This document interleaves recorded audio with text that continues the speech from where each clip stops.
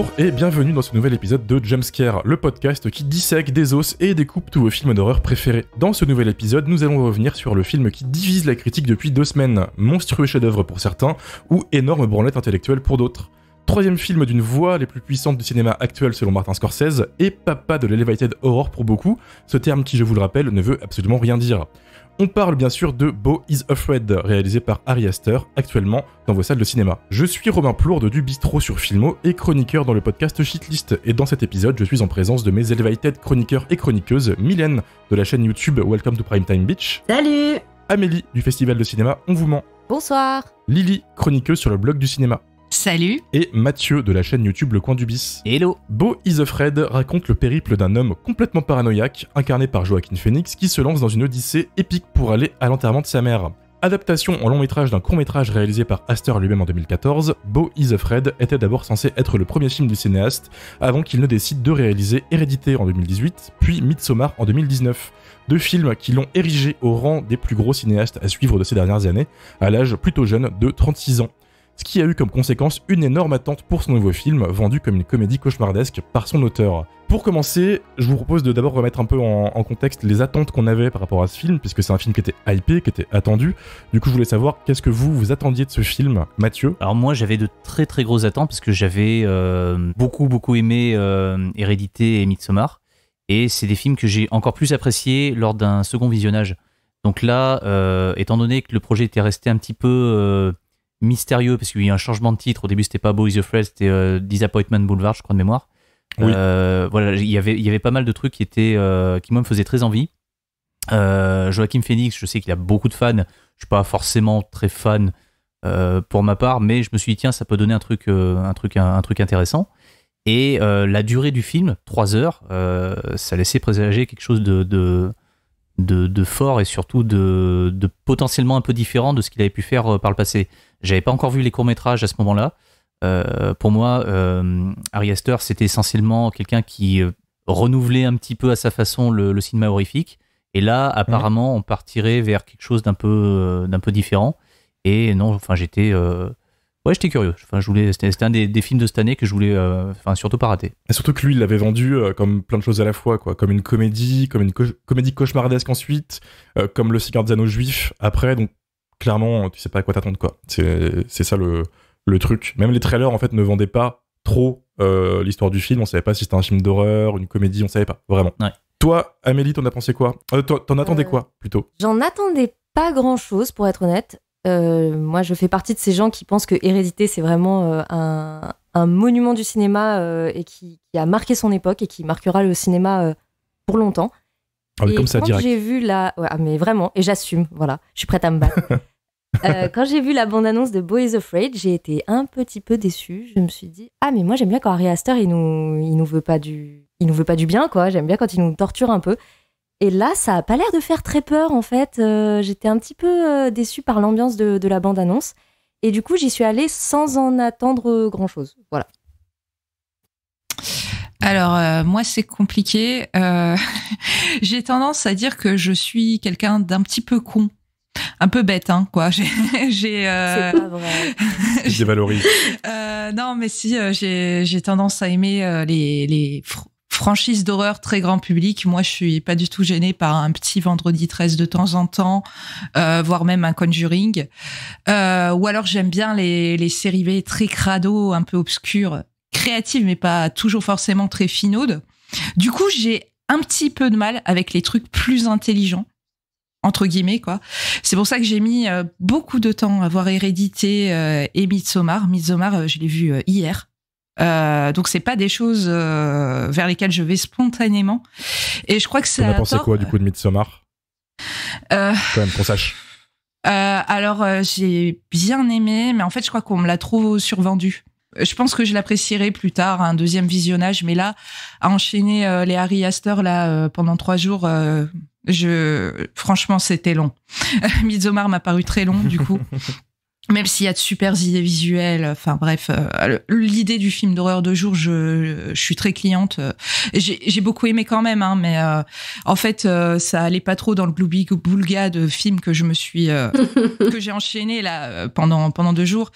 Voilà, donc comme je disais, du coup, c'est pas des choses vers lesquelles je vais spontanément. C'est pas mon goût naturel, mais c'est un tort parce que j'ai vraiment adoré les précédents Aster. Mais par contre, je vais pas me définir comme une fan. C'est pour ça, moi, quand je suis un peu allée à la séance de Boys of Red en traînant des pieds. En plus, j'avais une gueule de bois, mais monstrueuse.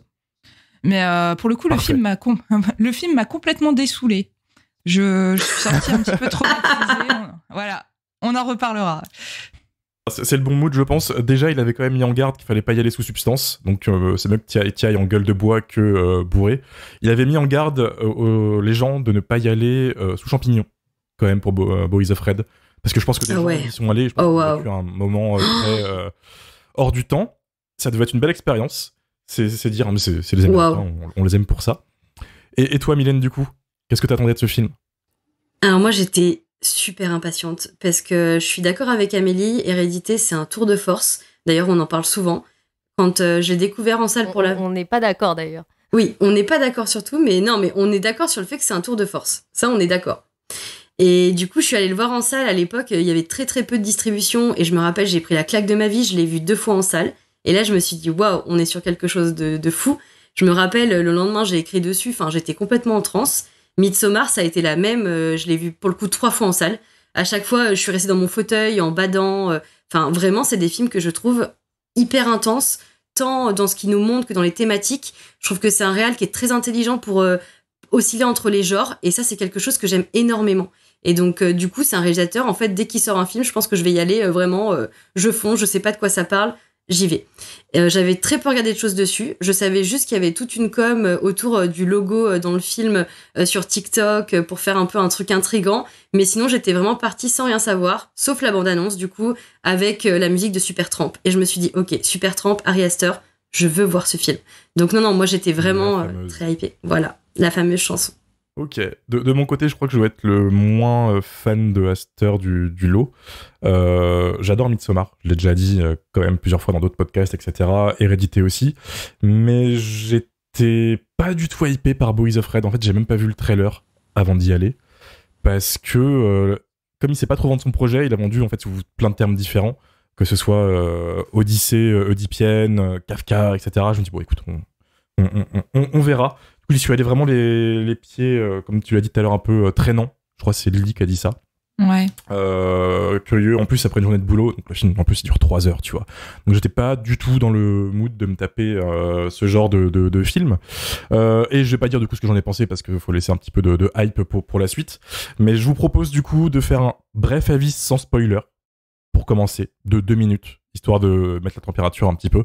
Et après, de rentrer dans les spoilers parce que c'est un film qui est quand même vachement grand. En termes de taille, en termes de thème, en termes de densité surtout. Il y a plein de trucs à dire et on peut pas vraiment en parler sans spoiler. Donc très bref, sans spoil, puis après full spoiler. Voilà, vous êtes tous au courant, les auditeurs et auditrices. Comme ça, pas de choquer sur Twitter ou Instagram. Du coup, Mylène, sans spoiler et rapidement, t'en as pensé quoi? Ok, je dirais mitigé. Parce que gros souci de ventre mou et de longueur. Et je pense que le réal a voulu trop mettre de choses, a kiffé son film et du coup n'a pas su faire des coupes. Alors que parfois c'était nécessaire. Je suis du même avis.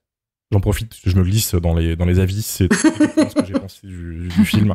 C'est très long. Le film est gonflé à ras-bord de thèmes, d'idées, de mise en scène, de scénarios, de plein de choses.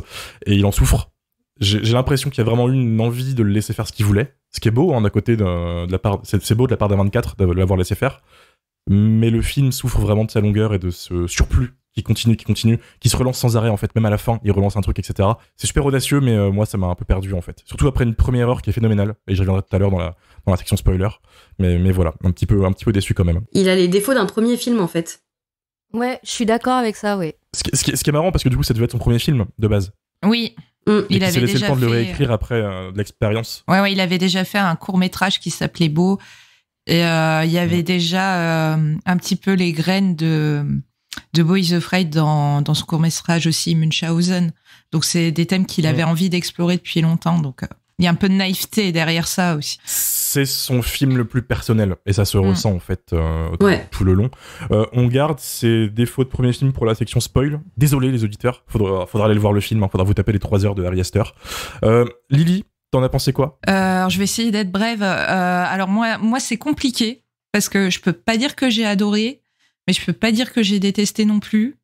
En fait, ça m'a à la fois beaucoup parlé, et en même temps complètement laissé sur le carreau.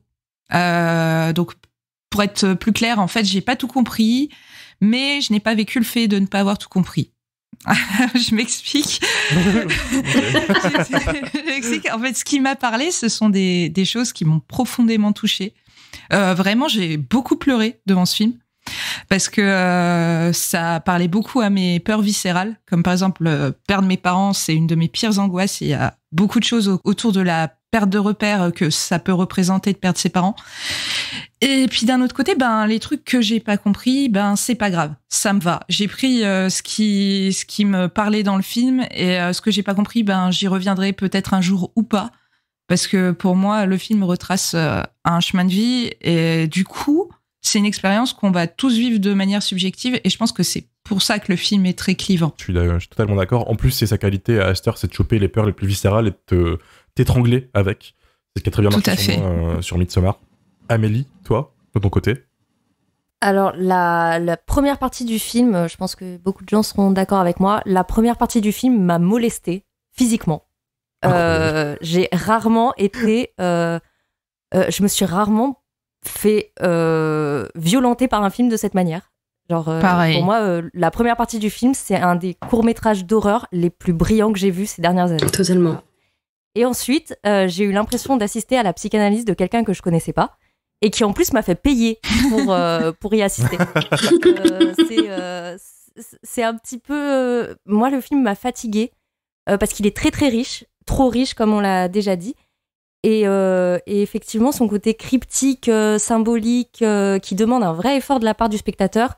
Sur 3 heures à la fin, en fait, j'étais fatiguée par le film, quoi. J'avais presque envie que ça s'arrête. Dans la dernière demi-heure, je voulais que ça s'arrête. C'est la demi-heure qui traîne, en fait, vraiment, beaucoup. Oui. T'as un gros reveal ou deux, et en fait, au moment où tu te dis « Ah, c'est fini », il relance une séquence finale qui vaut son pesant quand même, hein. Faut pas les critiquer pour ça, mais ouais. Il tire vraiment jusqu'à la fin, et je crois que le montage original faisait 4 heures de base. Donc, quelque part, tu vois, il a été gentil avec nous. Il nous a épargné ça. Il y a un producteur qui a dit « Non, frère, on lâche pas ça sur les gens, ils sont pas prêts. » donc voilà. Et toi, Mathieu, il me semble que t'as bien aimé. Moi, globalement, ouais, j'ai bien aimé. Comme je disais tout à l'heure, en fait, c'est un cinéaste que j'aime particulièrement. Et j'ai aussi vraiment aimé le fait qu'on soit, cette fois-ci, pas totalement dans un film...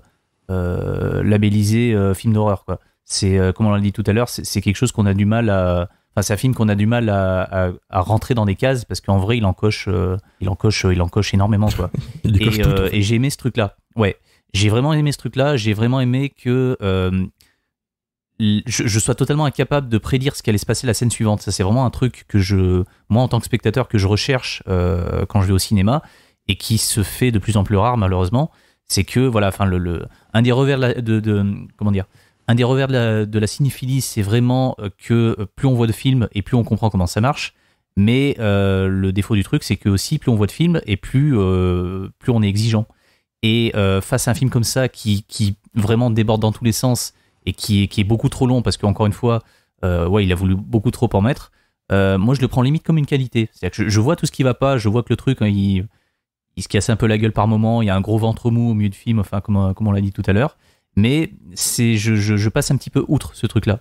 Et pour moi, l'explication de tous ces thèmes, je pense qu'on développera ça un petit peu tout à l'heure dans la partie avec spoiler, il va falloir, selon moi, la chercher dans les courts-métrages. Je pense que vraiment, tout ce qu'a pu faire Ari Aster en termes de courts-métrages, il y a en germe pas mal de choses en fait qui posent question, ou qui ont en fait étonné pas mal de monde dans Boys Afraid.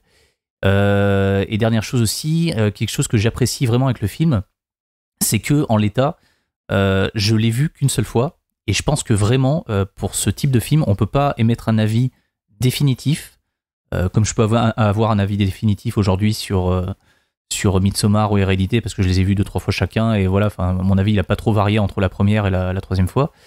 Beau is Afraid, je pense que c'est vraiment un film dont on prendra conscience si vraiment il est réussi ou pas au fil des années. À mon avis, je pense qu'on n'a pas fini d'en entendre parler. Il faudra vraiment revenir sur ce film-là d'ici quelques années, avec pas mal de visionnage entre-temps, pour vraiment dire si oui ou non le film est une espèce de pétard mouillé, ou si vraiment c'est une espèce de petit chef-d'œuvre comme ont pu l'être Hérédité ou Midsommar. Mais sauf que celui-ci, il a un statut un peu particulier. C'est le genre de film en fait que pour moi je classerais dans la catégorie des grands films malades. Alors je vais pas vous lire la définition de François Truffaut, mais grosso modo c'est tous ces films qui auraient pu être des chefs-d'œuvre, mais qui pour diverses raisons en fait n'en sont pas. Le spectateur a conscience qu'il est potentiellement face à quelque chose de grand, mais il va pas forcément retenir ça. Il va beaucoup plus focaliser sur ce qui ne va pas dans ces films. Et du coup ne pas les classer comme des chefs-d'œuvre, de vrais chefs-d'œuvre. En fait, c'est des films qui sont pas forcément mauvais, mais qui pour quelques petits éléments ne rentreront jamais dans la catégorie des chefs-d'œuvre absolus, quoi. Et dans ce type de film, il y a des films comme Sorcerer, comme Under the Silver Lake, Southland Tales aussi de Richard Kelly, il y a Cabal, Gangs of New York. Enfin vraiment il y a beaucoup en fait de films qui sont de très bons films, quoi, mais qu'on ne classera pas parmi les chefs-d'œuvre absolus du genre, parce que dans tous ces films-là, il y a un petit truc en fait qui va pas et qui nous empêche de kiffer le truc en fait à 100%. Beau is Afraid, je pense que c'est vraiment ça, c'est qu'il a voulu beaucoup trop en mettre, et du coup il s'est un petit peu pris les pieds dans le tapis, mais en même temps le film est totalement raccord avec ce qu'il a pu faire par le passé, et notamment les courts-métrages, mais tout ce truc-là fait que voilà, j'ai quand même apprécié le film, même si le truc il déborde de partout, et je pense que c'est vraiment le temps qui permettra de définir si oui ou non le truc est du même niveau que ce qui a précédé. Tu me fais rebondir, j'y pensais tout à l'heure. Faut savoir pour les auditeurs que là, on est à même pas une semaine après la sortie du film. C'est un avis qui est à chaud. Moi, je l'ai vu qu'une fois. Je sais pas si dans l'équipe, il y en a qui l'ont vu 2 fois. Non. Je l'ai vu qu'une fois aussi. Je pourrais pas. Une fois. Je rejoins totalement Mathieu, et c'est pour ça que je rebondis sur le fait que c'est un film qu'il faut digérer sur le long terme. Et ce qui sera marrant, je pense, c'est peut-être d'en reparler dans 1 an, tu vois. On refera un épisode peut-être, on sait pas, hein, quand on l'aura tous digéré, il sera disséqué, etc. C'est un film qui m'a relancé sur le plaisir d'aller rechercher l'analyse du film après l'avoir vu, si tu veux, parce que t'as pas tout compris, tu te dis putain, qu'est-ce qu'il a voulu dire avec ça, etc. Et ça, c'est un petit kiff en fait, parce que ça te mène des fois sur des découvertes, tu vois. Moi, je connais pas trop Kafka, donc voilà, c'est peut-être ma découverte grâce au film, et c'est un petit plaisir de la cinéphilie qui va t'emmener des fois dans tes territoires que tu connais pas. Donc là-dessus, en tout cas, je te rejoins. Oui, c'est un film à exégèse en fait. C'est un film que les gens vont prendre plaisir à analyser, à suranalyser, à recouper avec d'autres choses, à disséquer. Un peu un Mulholland Drive, tu vois, avec plein de symboliques et tout ça. Et ça va être attaché à plein de choses. Un boulevard où tout se croise en fait, exactement, tout se mélange, etc. Et tu peux en fait prendre n'importe quelle route pour aller vers ce que t'aimes ou découvrir des choses que tu ne connais pas. Et ça, c'est le gros point fort du film. Et c'est là, je pense, qu'on va rentrer dans les spoilers. Donc, les auditeurs et les auditrices, si vous l'avez pas vu, c'est l'instant où vous fuyez, clairement, parce que c'est très dur de parler des détails intéressants du film sans dire ce qui se passe. Mais moi, je pense que la première heure est phénoménale. Je sais pas ce que vous avez pensé, mais la première heure, c'est là où il alterne entre paranoïa, comédie. Il mélange vraiment tout, en fait. Il mélange cauchemar réveillé, parce que tu retrouves ce personnage, du coup, de Joaquin Phoenix, qui est complètement parano. Tu sais pas si, en fait, la violence qu'il y a dans la rue, en dehors de chez lui, est dans sa tête, ou si c'est juste qu'il vit dans un monde de fous. Sachant que Ari Aster ne fait aucun effort pour te laisser trancher, en fait. C'est vraiment... Ah ouais, non. Voilà, le film va à 100 à l'heure, mais c'est pas toi qui es sur la route, c'est le mur qui vient sur toi à 100 à l'heure, en fait. Je le mange dans la gueule, et j'ai trouvé ça complètement fou. Je me suis marré, mais j'ai été mal à l'aise, en fait, tout le long. Ah, mais moi, j'étais mal à l'aise physiquement, quoi. Ah ouais. Vraiment, le film me faisait souffrir. Mais en fait... Il y a un humour hyper bien, je trouve. Mais en fait, moi, je trouve que c'est là qu'on retrouve la patte d'Ari Aster, et c'est ce qui rend ces films intelligents, parce qu'en fait, tous les petits éléments horrifiques, même si Beau is Afraid n'est pas un film d'horreur, en fait, chez Ari Aster, c'est pas basé sur le sang, la douleur ou les jumpscares, c'est plutôt sur nos angoisses viscérales. Voilà, là typiquement et des petits détails d'une cruauté, ça s'enchaîne, et chaque petit détail est pire que le précédent, et moi je me suis dit mais où est-ce que ça va s'arrêter, quoi. C'est une succession de tout petits trucs horrifiques, mais en fait tous mis les uns après les autres, ça Ça ne te laisse pas de répit. Bah en Ouais, fait, parce tu qu'en fait, c'est suffoques. Ça ne s'arrête pas. Ouais, c'est des choses terrifiantes en fait qui nous parlent à tous, mais toutes condensées dans une première heure de film, quoi. L'insécurité ambiante, la peur d'affronter ses parents, le deuil. Voilà, La violence. t'as tout qui est compilé en 1 heure et tu te prends tout dans la tronche, quoi. Donc forcément, ça te prend aux tripes. Et d'ailleurs, je sais plus qui a dit que c'était cette heure, elle était typique de Harry Astor. Je crois que c'est toi, Lily. Ouais. Et en fait, je m'avance un peu parce que j'ai vu le film qu'une seule fois, mais je pense avoir remarqué un truc, c'est qu'il nous fait un coup qu'il nous a déjà fait, c'est-à-dire qu'il nous annonce l'ensemble du film, Oui. exactement comme dans Midsommar, où il y a la tapisserie qui annonce tout ce qui va se passer. Là, c'est le plan qui est entre sa sortie de chez le psy et le moment où un mec saute d'un immeuble. En fait, il passe sur un pont où il y a plein de personnages différents, il y a des armes, il y a des mendiants, il y a des artistes, voilà. Et en fait, ce plan séquence sur le pont, c'est annonciateur de tout ce qui va se passer dans le film parce que ça se termine justement sur une mère qui vient chercher son gamin en lui disant plus jamais tu ne t'éloignes de ta mère, et il y a un petit bateau avec lequel le gamin joue qui se retourne sur l'eau. Et là, le personnage de Beau achète cette petite figurine qui représente sa mère. Et je pense vraiment, il faudrait que je revoie cette scène.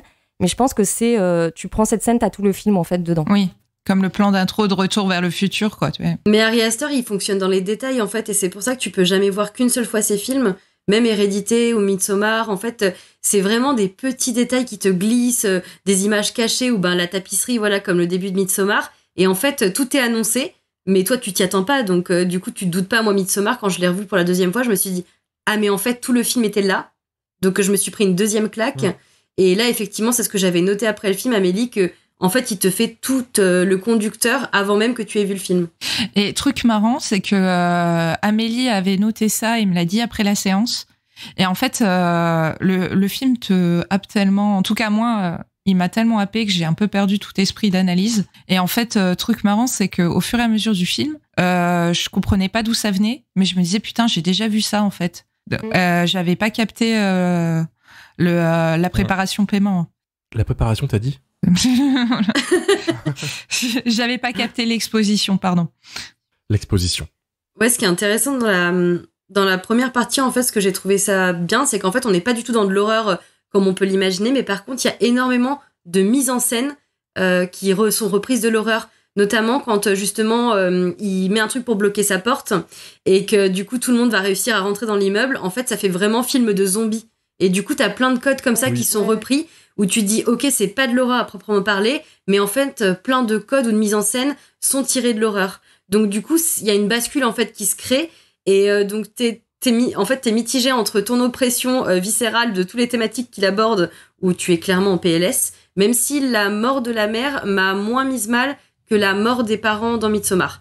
Je veux dire, après Midsommar, j'ai appelé mes parents directement. Midsommar, c'est le top de l'angoisse. Ouais. Ah ouais, non, mais... L'introduction de Midsommar, c'est le top de l'angoisse niveau perte de parents. Ah, mais c'est horrible. Moi, j'ai appelé mes parents direct après. Ça m'a vraiment... Je suis restée bloquée dans mon fauteuil 10 minutes. Là, c'était pas pareil parce qu'il y a un côté un peu grotesque où du coup, tu es mal. Mais en fait, vu que tout s'enchaîne, vu que tu n'as pas le temps de respirer, en fait, tu sens son oppression à lui. Tu te dis, mais le pauvre, quoi, laissez-le souffler 2 secondes. Et ça, c'est très, très fort. Moi, vraiment, je me suis dit, si c'est 3 heures comme ça, mais je vais canner. Je vais pas tenir la séance.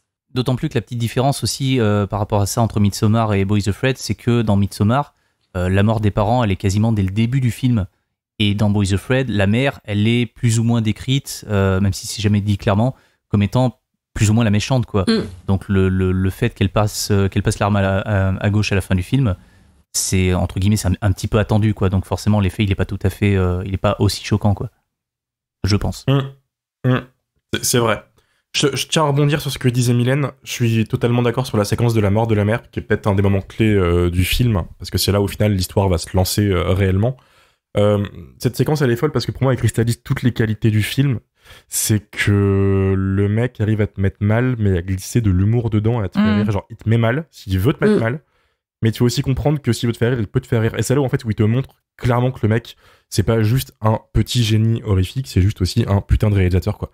Que cette séquence, pour remettre en contexte pour ceux qui nous écoutent, il est au téléphone avec un livreur UPS qui trouve le téléphone de sa mère qui est morte par terre. Et le mec, du coup, répond genre désolé frère, ta mère, elle est par terre en face de moi, elle a plus de tête. Et la séquence passe par toutes les émotions, en fait, et je trouve que c'est l'une des meilleures séquences du film. Déjà en termes d'acting, ce qui me permet de rebondir sur Joaquin Phoenix, qui ne fait pas, à ma grande surprise, le Elevated Joker comme tout le monde l'attendait. Le mec, il est totalement dans son rôle, il est grandiose. Incroyable. Et pourtant, je suis pas fan de Joaquin Phoenix, hein, de base, à part dans Signe, film que j'adore au passage et qui ne mérite pas sa haine. Mais on y reviendra un autre jour. Oui. Et ouais, j'ai trouvé ça totalement fou. Vraiment, en termes de posage de couilles dans le ciné-game, avec cette séquence, Ari Aster, il l'a fait, quoi. Je me demande, ah ouais, ok, il m'a chopé. D'ailleurs, je me posais une question que moi, j'arrive pas à me l'expliquer. J'ai l'impression qu'en fait, juste, ça le fait marrer. Mais il a un truc avec les têtes coupées ou les visages, ou les visages explosés, et je sais pas trop comment l'interpréter. Je sais pas si c'est un truc qui le fait juste rire, que le visuel en fait d'un corps sans tête ça l'amuse, ou s'il y a un truc caché derrière. Si vous avez une interprétation. Moi, je pense que objectivement, il a quand même. Bon, après, c'est encore un jeune réalisateur, hein, donc on peut comprendre que ça l'amuse. Puis moi, ça m'amuse aussi, donc on s'en fout.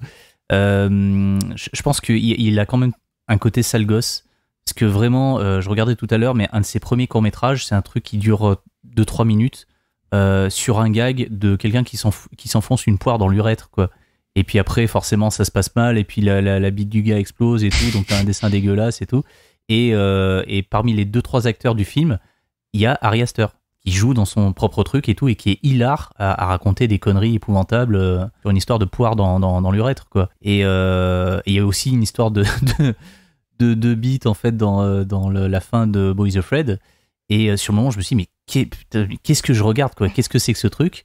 Et j'avais l'impression d'être face à une espèce de Darren Aronofsky, mais encore plus lourd, quoi, parce que Aronofsky, au niveau de la symbolique, bon, c'est pas le mec le plus fin du monde. Il est pas très subtil, Aronofsky.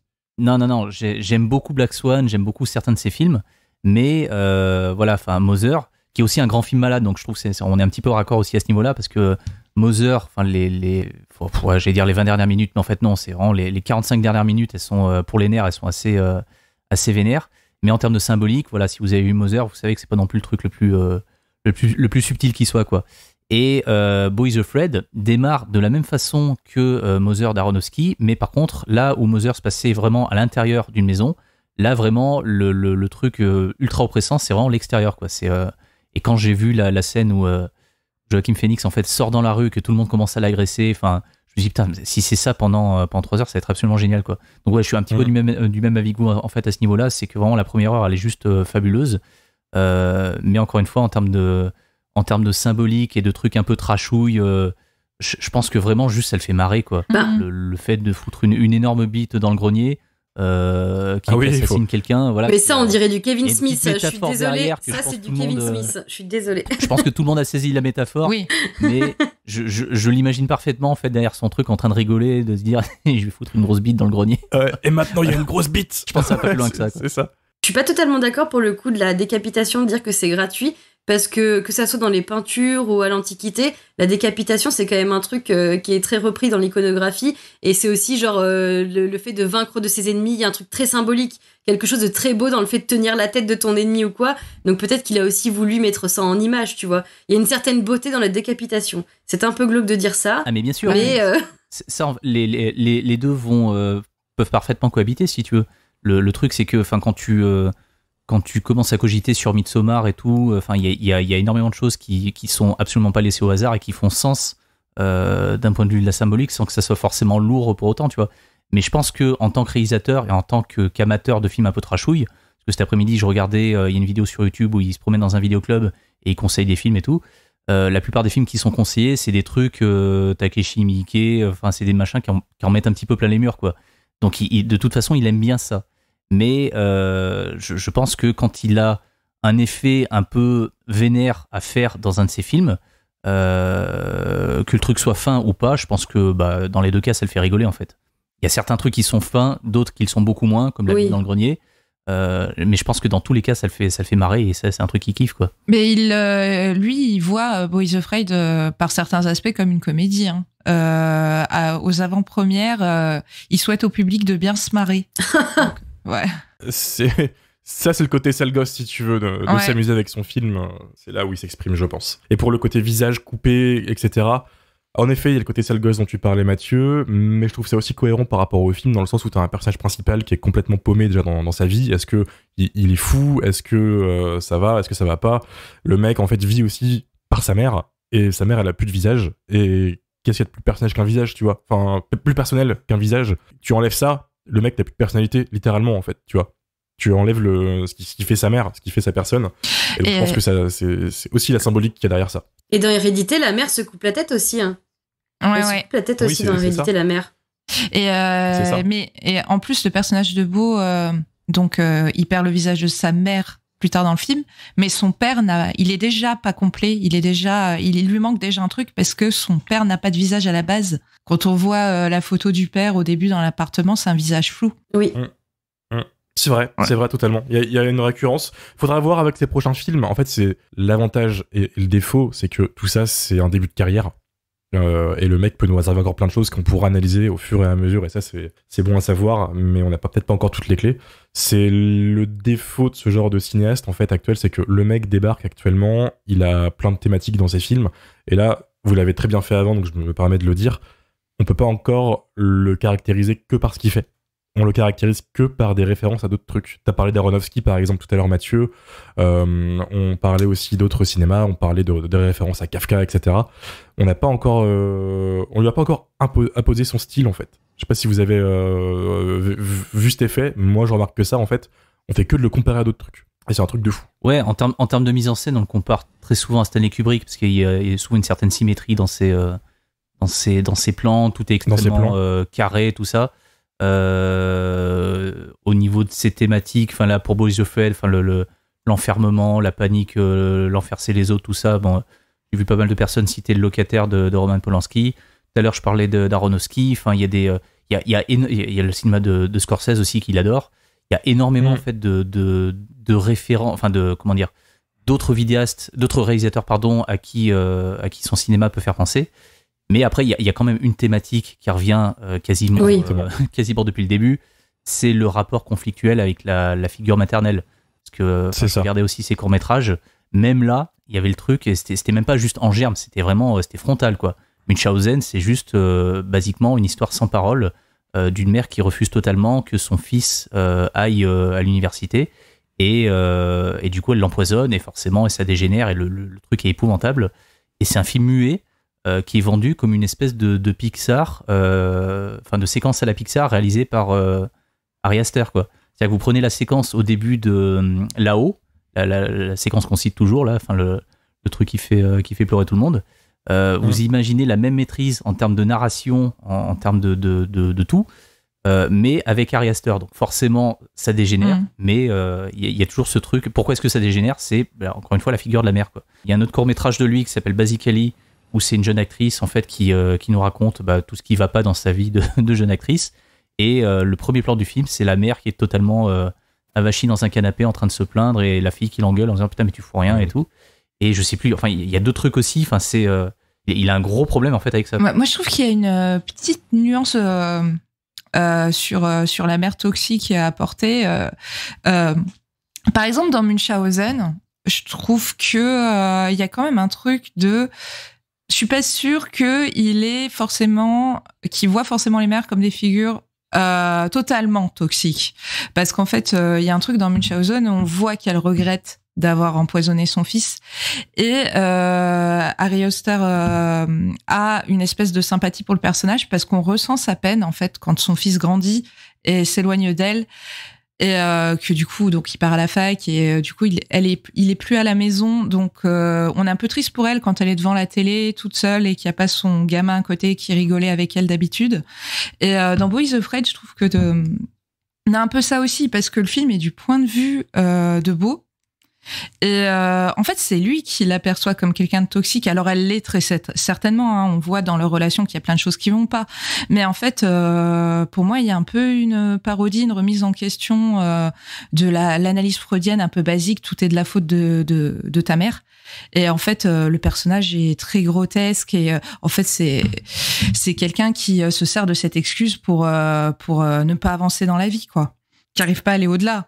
C'est vraiment, enfin moi je partage ton avis en fait, la figure de la mère dans Munchausen elle est pas totalement négative non plus, et dans Boys Afraid quand on entend le discours de la mère, quand on entend ses arguments d'une certaine façon on peut les comprendre aussi, donc ce qui est intéressant c'est que c'est la figure de la mère chez Ari Aster elle est pas négative à 100%, sinon ça serait un peu bête et on aurait un petit peu vite fait le tour quoi, c'est beaucoup plus nuancé que ça. Exactement.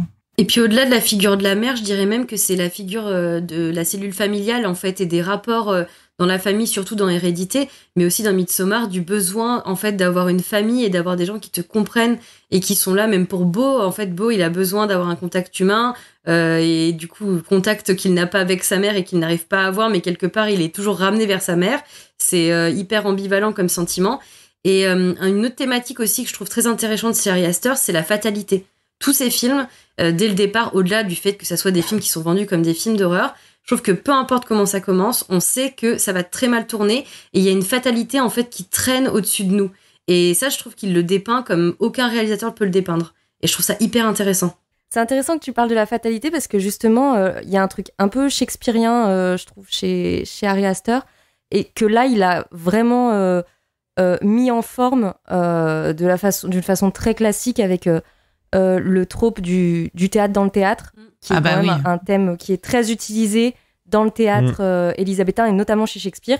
Et du coup, je trouve qu'effectivement, le fait d'annoncer ce qui va se passer, d'avoir parfois des voix off qui sont un peu comme des chœurs shakespeariens, là, tout ça, effectivement, il y a un truc de la tragédie shakespearienne et du fait d'être soi-même un peu spectateur de sa vie et d'avoir un petit flou entre ce qui est vrai, ce qui est faux, qui moi, m'a un petit peu sauté aux yeux dans Beau is Afraid, en tout cas. Donc, du coup, ça rejoint ce que tu disais, Mylène.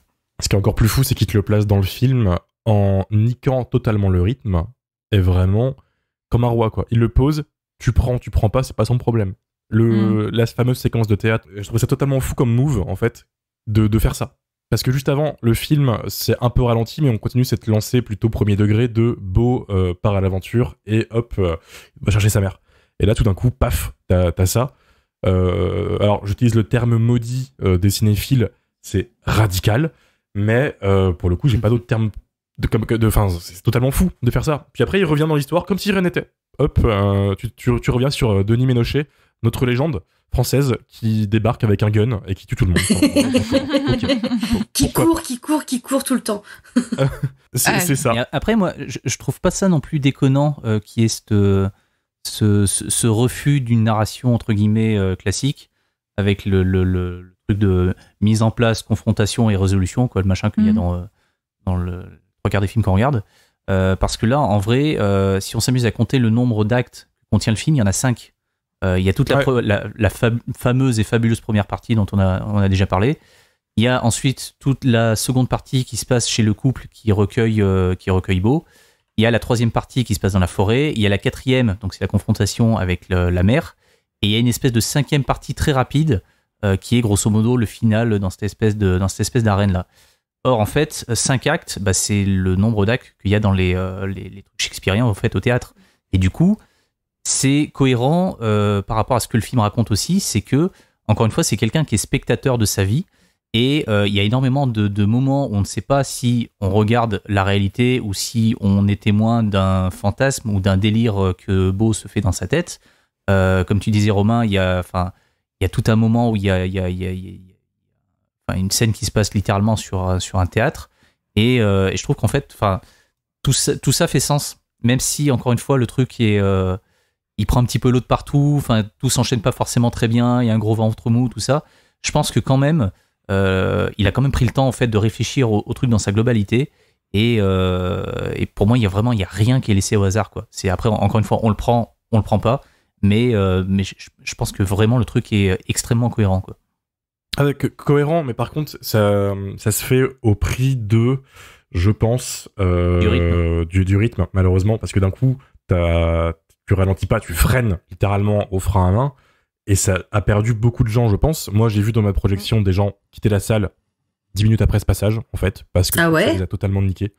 Et ouais. Première fois que je vois des gens partir d'un film comme ça, tu vois, c'était ma surprise, mais je pense que du coup, c'est symptomatique de ce genre de move. Hein. C'est, comme on l'a dit, tu prends pas. Et je pense que c'est totalement assumé de sa part de perdre des spectateurs avec ça. Et il le fait sans te taper sur l'épaule, quoi. Il te dit pas, reste un peu, t'inquiète pas, on va te donner des clés pour continuer. C'est un deuxième film, limite, qui commence. Mais il assume, et c'est fou. Je trouve ça fou, maintenant, qu'un film qui a coûté aussi cher sacrifie littéralement des spectateurs, au final. Parce que c'est un film qui a coûté 35 millions de budget, quand même. Qui flop, d'ailleurs, puisqu'il y a que 6 millions 2 au box-office actuellement, malheureusement. Et je me demande si c'est pas, au final, presque voulu par Aster, quoi. S'il a pas assumé son délire au point qu'il savait à l'avance que ça n'allait pas marcher avec tout le monde, quitte à sacrifier le box-office. Oui, mais je pense qu'il peut se le permettre. J'ai envie de dire, c'est un petit peu toujours le destin des grands films malades. Enfin, je suis désolé de dire encore. Mais c'est ça. C'est le genre de film, en fait, qui se pète la gueule royalement au box-office et qui sont réévalués des années plus tard, quoi. Pour mémoire, enfin, là, j'en parle parce que je l'ai en face de moi, mais Donnie Darko, c'était gaufré complètement en fait au box-office et aujourd'hui, enfin, tout le monde salue le film de manière quasi unanime. Le truc est restauré en 4K, enfin, tout le monde en parle et tout le monde le connaît, quoi. Encore une fois, je suis vraiment très curieux de voir ce qui va se passer dans une dizaine d'années, quoi. Ouais, j'ai hâte qu'on soit dans Jumpscare dans 10 ans. Et qu'on fasse la réunion, si tu veux, de tout le monde et qu'on se le remette et qu'on en rediscute. Mais là, en l'occurrence, je pense que ça va participer à la légende, en fait. Le fait que ça soit un film un peu incompris, un peu compliqué, les gens vont encore se dire, ah bah voilà, c'est Ari Aster, il y a que lui qui peut nous proposer quelque chose comme ça, c'est incroyable, c'est pas fait pour tout le monde, ça peut en laisser certains sur le côté, mais du coup ça va participer encore à sa légende. Et du coup c'est encore pour ça que je me dis, lui il peut le faire, il peut se le permettre.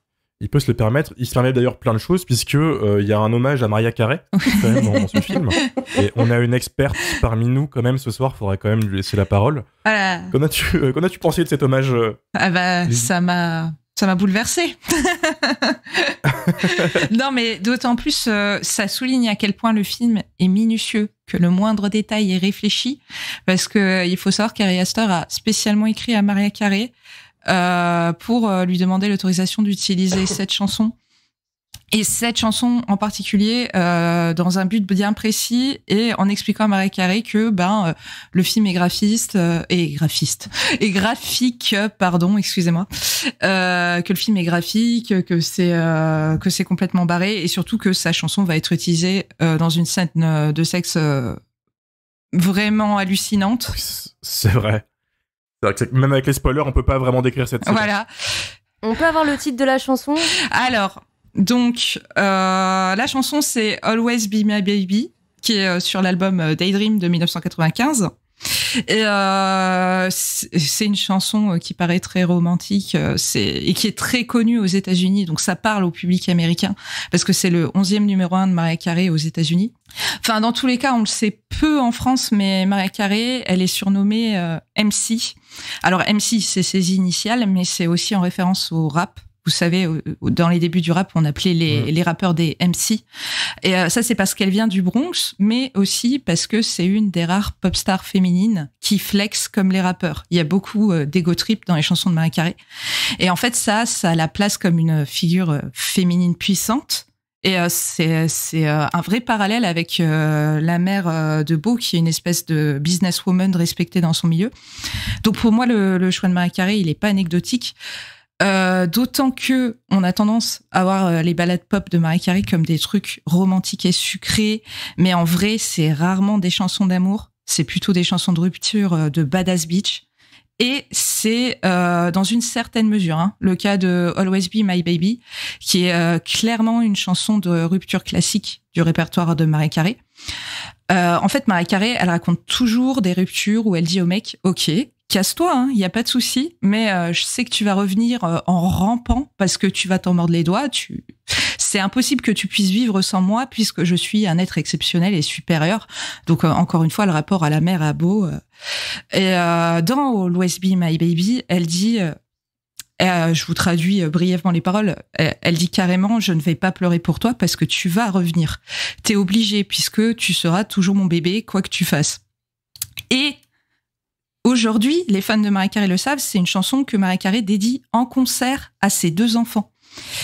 Donc pour moi, voilà, on est dans une minutie à ce point, parce que le choix de cette chanson, il n'est pas anodin, il y a un réel parallèle avec la relation que Bo a avec sa mère, comme je disais tout à l'heure, mais c'est aussi cohérent dans cette scène de sexe qui est en fait avec une femme qu'il a quelque part toujours un petit peu dominée, qu'il a toujours aimée et à laquelle il a toujours été attaché, comme dans les paroles. Et avec qui il couche dans le lit de sa mère. Tout à fait. Ouais. Donc voilà. Donc le choix de la chanson est pas anecdotique et je pense que c'est ça pour le moindre détail du film, le moindre objet posé, le moindre son. Mais on peut pas enlever effectivement à Ari Aster qu'il est très minutieux et très attentif à tous les éléments de son film en fait. Peut-être même un peu trop. D'ailleurs, je sais pas si vous avez vu le tableau qu'on voit avec les visages qui forment la tête de sa mère. J'ai cru reconnaître des personnes. Oui, c'est les personnages du film. Oui, c'est ça. Hein. Oui. Ils sont tous là. Tu as le moustachu qui l'héberge au début, t'as tout le monde. Ouais, donc c'est censé être les employés de la mère, donc t'en arrives à un trip un peu paranoïaque de savoir, parce que tu sais que dans la famille, là, il est surveillé par caméra de surveillance, tu ne sais jamais si c'est par le père de famille ou pas, et comme elle a eu accès à ces séances de psychanalyse, tu te dis qu'en fait, peut-être elle a contrôlé toute sa vie entière et qu'elle l'a surveillée pendant tout ce temps. Exactement. Et que tous les protagonistes, en fait, sont des employés de sa mère qui, de toute évidence, est une sorte d'Elon Musk féminin chelou, quoi, avec de multinationales. C'est exactement ça. Moi, c'est ce que j'ai interprété du film, en tout cas. Pour moi, c'est une sorte de Ari Aster Truman Show, concrètement. Totalement. Oui, un peu. Enfin, après, ça peut être une des adaptations, parce qu'il y a tellement de choses. Encore une fois, il pourrait être très bien dans le coma depuis le début et se faire un énorme trip. Mais c'est vrai que oui, quand on découvre tous les produits, les designs dans le bureau de sa mère, l'immeuble où il vit, on se dit, en fait, ça se trouve, il a jamais quitté cette rue. Sa mère, elle fait tout pour que tout soit oppressant, en fait, et qu'il soit obligé de retourner chez elle, dans son cocon. Et du coup, elle lui montre un monde horrible, vraiment mal famé, pour que lui, il se dise, oh non, mais en fait, j'ai trop envie de retourner vivre chez ma mère. Et elle a tout créé ça pour que vraiment sa vie soit un cauchemar. Ouais, parce qu'au début du film, on peut aussi se poser la question de savoir pourquoi est-ce qu'il habite dans le pire quartier du monde, sachant qu'on le découvrira peut-être un peu plus tard, mais sa mère a clairement les moyens d'offrir un appartement décent à son fils, quoi, et pas de le faire vivre dans un truc épouvantable ou quoi. Donc est-ce qu'il a vraiment choisi lui histoire de fuir sa mère, ou en même temps est-ce que en fait il a été mis là-dedans contraint et forcé du fait que ça soit sa mère qui ait décidé à sa place? Est-ce qu'il veut la fuir? Est-ce qu'il veut au contraire ne pas la lâcher? Enfin, c'est un gros bordel, quoi. Eh bien, écoutez, je vous propose d'arrêter là les avis spoilers. On a quand même été assez profondément dans l'analyse. Je propose une partie un peu plus fun, puisque j'ai chopé des avis en ligne de nos abonnés, qui sont plutôt en forme. Nous, on était tous un peu mitigés, mais on a tous quand même débattu, on a quand même partagé autour. Eux, ils sont un peu plus radicaux que nous. Comme Buru Chaga qui a débarqué dans mes mentions Twitter pour juste dire un crossover entre Truman Show et Leader Price mélangé au procès de Kafka s'il avait été raconté par Koé. Pourquoi Koé? Mon Dieu. Ah non, mais alors moi, comme je vous disais, je suis un peu con. Ces références sont trop raffinées pour moi. J'ai pas compris. La petite balle perdue pour Koé. Mais après, ce qui est ressorti beaucoup, c'est que j'ai vraiment eu quand même une quarantaine de notifications sur Instagram et Twitter. C'est que la plupart des gens, à vue de nez, les 3/4, ne savent pas quoi penser du film. Et ça revient à ce qu'on disait tout à l'heure on verra plus tard. En fait, je pense qu'on en pense pour de vrai. Voilà. Mais est-ce que c'est pas une bonne chose, parce que c'est une très bonne chose. Mais oui, c'est une très bonne chose. Je rejoins, c'est que on n'est pas obligé d'avoir non plus un avis très tranché sur les films quand on sort de la salle. On peut aussi les laisser faire un peu leur vie totalement. À l'intérieur de nous. Et pour un auteur, c'est génial. Pardon. Pour un auteur, c'est génial en fait de se dire. Je pense qu'Ari Aster, il est très fier de son coup, parce que je pense que ce qu'il a voulu faire, c'était nous retourner et nous faire vivre une expérience. Donc je pense que là-dessus, il a réussi son coup, quoi. C'est bien plus intéressant pour un auteur de susciter un débat plutôt que de sortir un film qui est soit unanimement apprécié, soit unanimement détesté, mais qu'on oublie très vite. Tout à fait. Enfin, il vaut mieux un film qui crée une énorme scission et un gros débat, et dont on se souvient des mois et des mois après, au point d'en reparler encore entre potes qui l'ont vu ou quoi, avec des avis très différents. Je pense que c'est beaucoup plus intéressant pour un auteur qu'un truc qui fait sens dans un sens ou dans l'autre, quoi. Mais après, si Koé veut nous lire Kafka... On a Antoine Alex 69 qui nous lâche excellente réalisation, attention, mais la dimension symbolique et psychologique manque de subtilité. Hashtag grosse bite dans le grenier. Ouais, moi je pense que c'est à cause de la bite dans le grenier. Ah, moi j'aime bien les grosses bites dégueulasses. Avec une copine, on est en train de créer une liste des films qui comprennent des grosses bites dégueulasses. Donc il y a un public pour ça. Hein, je suis pas contre. Alors, que fais-tu de ta vie déjà?